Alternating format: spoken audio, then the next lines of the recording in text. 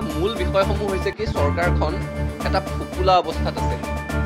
এটা দিশতেই নহয়, সকলো দিশতে আপোনালোকে চাওক। ঠিক আছে, আন্তঃগাঁথনিৰ কথা তেওঁলোকে কৈ থাকে, ৰাস্তা ঘাট বনাইছে, বিল্ডিং বনাইছে, ব্ৰিজ বনাইছে, ভাল কথা হৈছে, সেইবোৰ লাগিব। সেইবোৰৰ কাৰণেই তেওঁলোকক চৰকাৰত মানুহে নিৰ্বাচন কৰি পঠাইছে। কিন্তু সেইবোৰ হৈছে কছমেটিক চেঞ্জেছ। এটা বাহ্যিক সাজ সজ্জাৰ আমি পৰিৱৰ্তন দেখি আছো।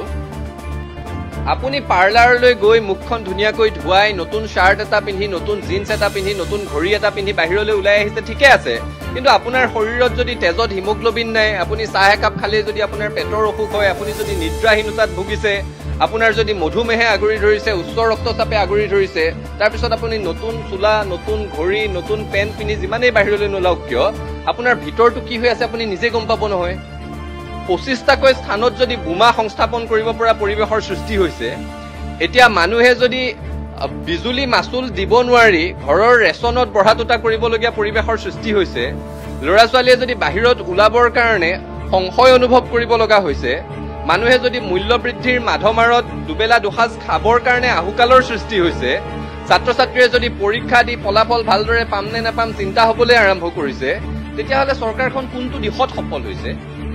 মই আকৌ পুনৰ কৈছো, কেৱল আঁচনি দি মাহে 1250 টকাকৈ দি মানুহবোৰক কিনি লৈছো বুলি যদি ভাবি আছে চৰকাৰখনে ভুল কৰিছে। কিন্তু কোনো মানুহেই চৰকাৰৰ ৰাজনৈতিক গোলাম হৈ যোৱা নাই।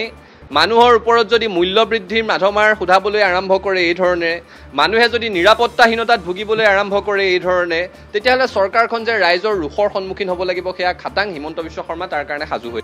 মূল বিষয়সমূহ হৈছে কি চৰকাৰখন এটা ফুপুলা অৱস্থাত আছে। এটা দিশতেই নহয়, সকলো দিশতে আপোনালোকে চাওক। ঠিক আছে, আন্তঃগাঁথনিৰ কথা তেওঁলোকে কৈ থাকে, ৰাস্তা ঘাট বনাইছে, বিল্ডিং বনাইছে, ব্ৰিজ বনাইছে, ভাল কথা হৈছে, সেইবোৰ লাগিব। সেইবোৰৰ কাৰণেই তেওঁলোকক চৰকাৰত মানুহে নিৰ্বাচন কৰি পঠাইছে। কিন্তু সেইবোৰ হৈছে কছমেটিক চেঞ্জেছ। এটা বাহ্যিক সাজ সজ্জাৰ আমি পৰিৱৰ্তন দেখি আছো। আপুনি পাৰ্লাৰলৈ গৈ মুখখন ধুনীয়াকৈ ধুৱাই নতুন শ্বাৰ্ট এটা পিন্ধি, নতুন জিন্স এটা পিন্ধি, নতুন ঘড়ী এটা পিন্ধি বাহিৰলৈ ওলাই আহিছে, ঠিকে আছে। কিন্তু আপোনাৰ শৰীৰত যদি তেজত হিমোগ্লবিন নাই, আপুনি চাহ একাপ খালে যদি আপোনাৰ পেটৰ অসুখ হয়, আপুনি যদি নিদ্ৰাহীনতাত ভুগিছে, আপোনাৰ যদি মধুমেহে আগুৰি ধৰিছে, উচ্চ ৰক্তচাপে আগুৰি ধৰিছে, তাৰপিছত আপুনি নতুন চোলা, নতুন ঘড়ী, নতুন পেণ্ট পিন্ধি যিমানেই বাহিৰলৈ নোলাওক কিয়, আপোনাৰ ভিতৰটো কি হৈ আছে আপুনি নিজে গম পাব নহয়।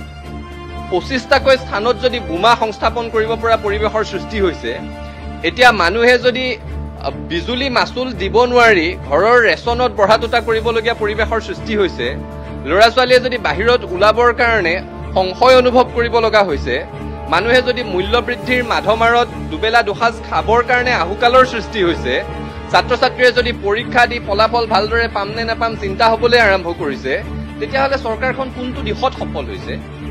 মই আকৌ পুনৰ কৈছো, কেৱল আঁচনি দি মাহে 1250 টকাকৈ দি মানুহবোৰক কিনি লৈছো বুলি যদি ভাবি আছে চৰকাৰখনে ভুল কৰিছে। কিন্তু কোনো মানুহেই চৰকাৰৰ ৰাজনৈতিক গোলাম হৈ যোৱা নাই।